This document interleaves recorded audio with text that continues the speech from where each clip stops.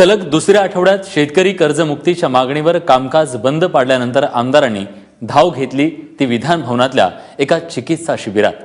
विधान भवनाच्या सेंट्रल हॉलमध्ये सुजोग या कोरियन थेरपीचं विनामूल्य चिकित्सा शिबिर भरवण्यात आले। सर्दी खोकल्यापासून ऍसिडिटी, डायबिटीज अशा विविध आजारांवर या शिबिरात उपचार करण्यात आले।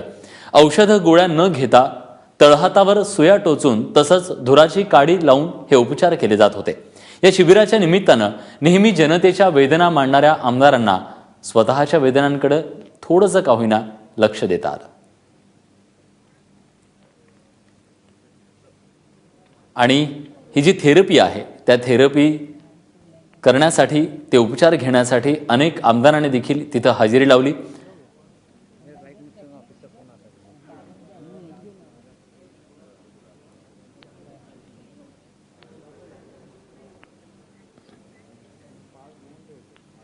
नाही, आम्ही खूपच स्वतःच्या तब्येतीकडे दुर्लक्ष करतो, कारण वारंवार मला खोकला होतो। गेले 2 वर्ष मी चेकअप सगळं करून घेतलं, पण खोकल्याचं कारण काही कळत नाही। ते म्हणतात ऍसिडिटीमुळे होतं, वेळेवर खाणं होत नाही म्हणून होतं।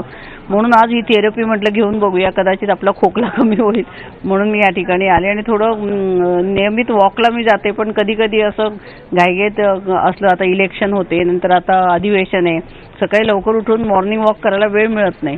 तर मला वाटतं ह्याच्यातनं निश्चितच काहीतरी आराम पडेल अशी आपण अपेक्षा करूया। ही नवीन थेरपी आहे,